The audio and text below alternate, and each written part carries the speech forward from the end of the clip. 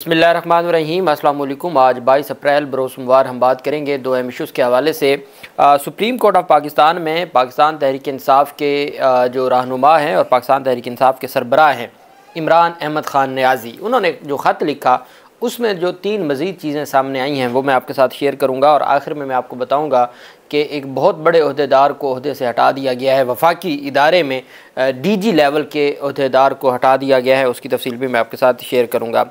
अब जानते हैं कि पाकिस्तान तहरीक इंसाफ के सरबराह इमरान ख़ान ने ख़त लिखा था और उस ख़त में चीफ़ जस्टिस ऑफ पाकिस्तान से 7 मुतालबात किए गए थे।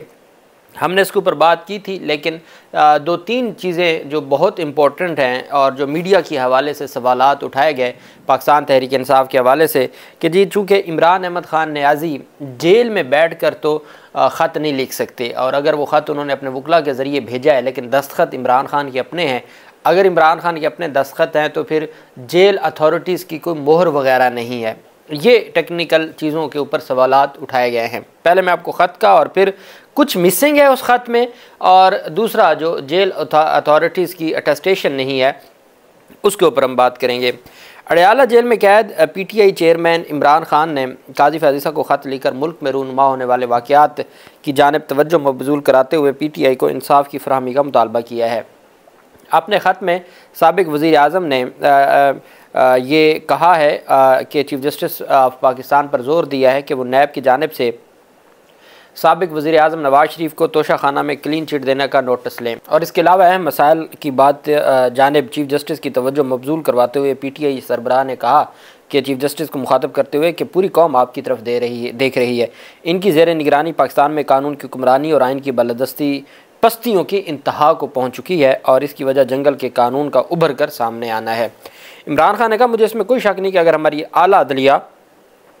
आइन की निगहबान की हैसियत से बामानी मुदाखलत नहीं करती और अगर मज़कूरा सूरत हाल बरकरार रहती है तो ये दुनिया के किसी भी महज़ब निज़ाम के लिए मुहलिक होगा। और इस वजह से उन्होंने कहा जी कि ये तमाम के तमाम जो मामलात हैं इसको आपने देखना होगा। पहले नंबर पर बहावल नगर वाक़े के ऊपर ज़ोर दिया।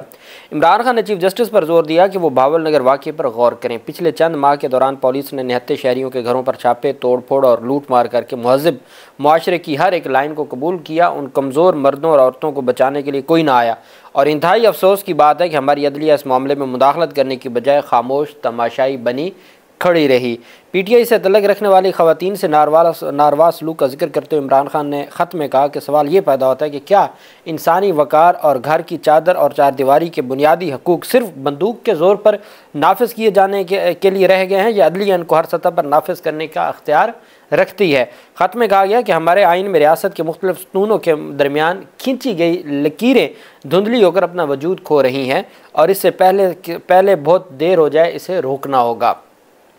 दूसरा, इस्लामाबाद हाई कोर्ट के 6 जजेस के ख़त का मामला उठाया।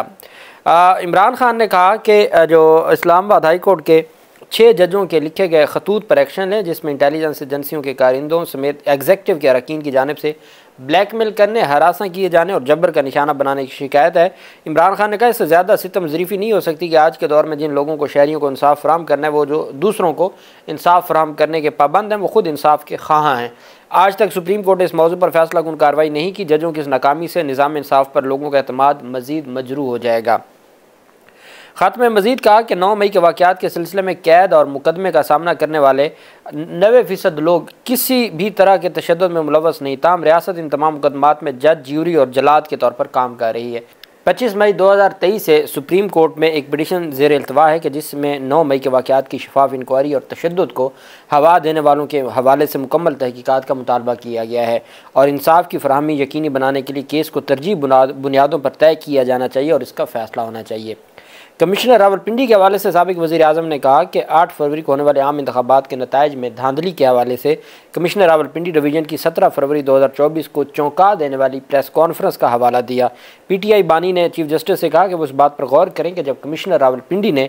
ये बात की तो वो किसकी तहवील में थे और अब वो अवामी मंजरनामे से कहाँ गायब हैं, क्योंकि ये सब चीज़ें एक मुअम्मा बनी हुई हैं। इंतखाबात में धांधली का मामला उठाते हुए उन्होंने कहा कि आम इंतखाबात में धांधली का इल्ज़ाम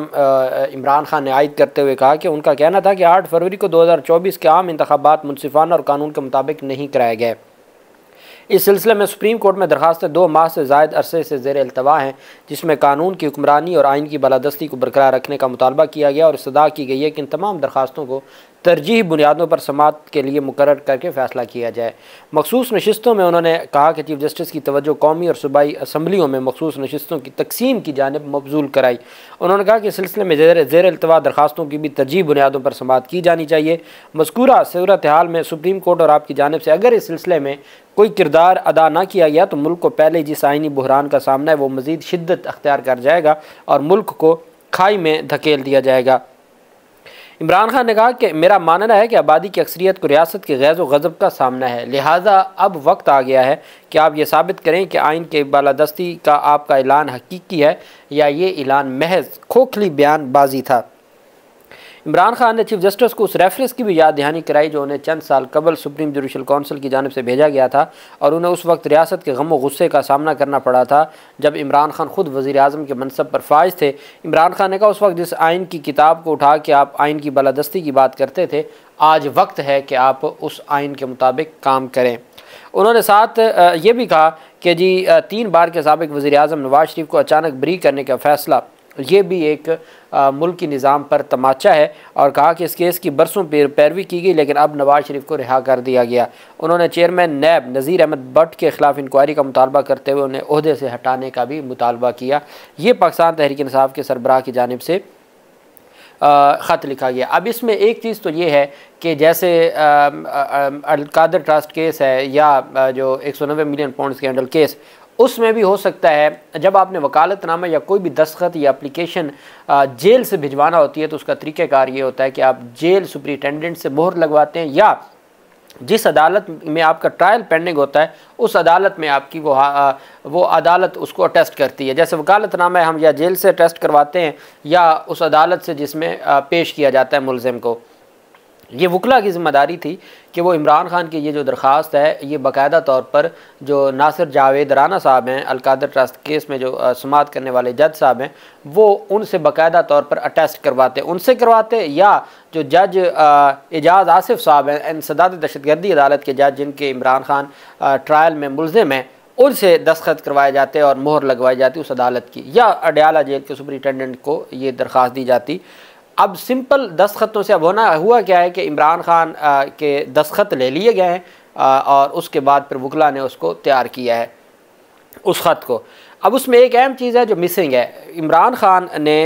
मीडिया को ये कहा था कि मैं चीफ जस्टिस ऑफ पाकिस्तान को ख़त लिखूँगा और उनसे ये सवाल पूछूँगा कि आया कोई ऐसी बात है कि आपको तौसीह दी जा रही है, क्या इस तरह की जो अफवाहें हैं उनमें कुछ हकीकत है या नहीं है। ये सवाल सहाफ़ी कहते हैं कि इमरान खान ने जेल में हमारे साथ गुफ्तगू करते हुए ये बात की थी, लेकिन जो ये वाला कार्रवाई है या ये जो ख़त है इसमें ये चीज़ मिसिंग है। तो इसका मतलब है कि कुछ मिसिंग है इस सारे के सारे मामले में। और अब देखना यह है कि इस पर हमारी जो आला अदलिया है पाकिस्तान तहरीक इंसाफ के सरबराह चुके एतजाज़ हसन साहब कहते हैं कि एक शख्स जो सबसे बड़ी सियासी जमात का सरबराह है अगर वो ख़त लिखता है तो उसका मतलब है कि अक्सरियती जो पब्लिक एट लार्ज है उसके जो सेंटीमेंट हैं या उनके जो जज्बात हैं वो चीफ जस्टिस ऑफ पाकिस्तान के सामने रखे गए हैं और चीफ जस्टिस को लाजमन इस मामले को देखना चाहिए और इसके ऊपर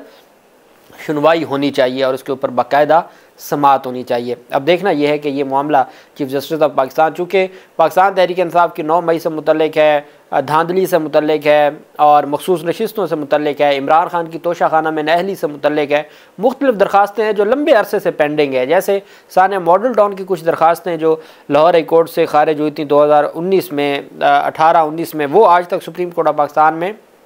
समाअत के लिए सानिया मॉडल टाउन की दरखास्तें जिसमें नवाज शरीफ वगैरह को इस्तगासा में बरी किया था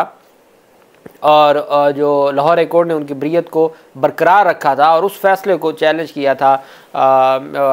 सुप्रीम कोर्ट ऑफ पाकिस्तान में, वो केस भी आज तक सुप्रीम कोर्ट में भी नहीं लगा, लाहौर हाई कोर्ट में JIT का केस नहीं लगता और ये सिलसिला ऐसे ही जारी है। खाकान मुर्तज़ा उनको DG सिविल एविएशन अथॉरिटी के ओहदे से हटा दिया गया है और उनको चेयरमैन EOB तैनात कर दिया गया है। काबीना की मंजूरी के बाद खाकान मुर्तज़ा को हटाया गया है। नोटिफिकेशन के मुताबिक वफाकी सेक्रेटरी एविएशन सैफ अंजुम को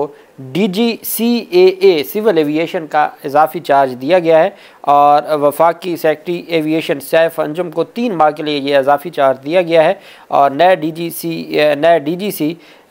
DGCAA की तैनाती तक सेक्रेटरी सैफ अंजुम खिदमत सर अंजाम देंगे और ये बहुत बड़ी तैनाती है। और इसमें यह भी कहा जा रहा है सहाफ़ियों की जानिब से कि ये जो वफाकी वज़ीर दाखिला थे वो उनकी ख्वाहिश पर इनको हटाया गया है खाकान मुर्तज़ा को DG सिविल एविएशन अथॉरिटी के ओहदे से और उनकी जगह पर जो वफाकी सेक्रेटरी थे उनको जो ब्यूरोक्रेट थे उनको एविएशन सिविल एविएशन के उनको 3 माह के लिए इजाफी चार्ज दिया गया है। वो वफाकी सेक्रेटरी भी होंगे सिविल एविएशन के और DG भी होंगे वो सिविल एविएशन के और साथ खाकान मुर्तज़ा को चेयरमैन EOBI तैनात कर दिया गया, उनको हटा के दूसरे एक ओहदे पर बिठा दिया गया है। अब खाकान मुर्तज़ा चूँकि एक बड़ा ओहदा है DG सिविल एविएशन का, अभी जो मामलात हैं नजकारी के और जो मुख्तलिफ़ एयरपोर्ट्स की जो है वो उनके साथ जो उसको तुर्की की कंपनियां भी कल आई हुई थी, लाहौर एयरपोर्ट पर उन्होंने विज़िट किया है, इस्लामाबाद एयरपोर्ट, सऊदी अरब इंटरेस्ट ले रहा है, तो जो आउटसोर्स के हवाले से तो बहुत अहम वक्त है और उस वक्त एक DG को हटा के उसकी जगह पे वफाकी सेक्रेटरी को इजाफी चार्ज देना है। तो ये सारी चीज़ें कौम के सामने हैं। अल्लाह पाक पाकिस्तान का हामी नासिर हो। बहुत शुक्रिया। अल्लाह हाफिज़। पाकिस्तान जिंदाबाद।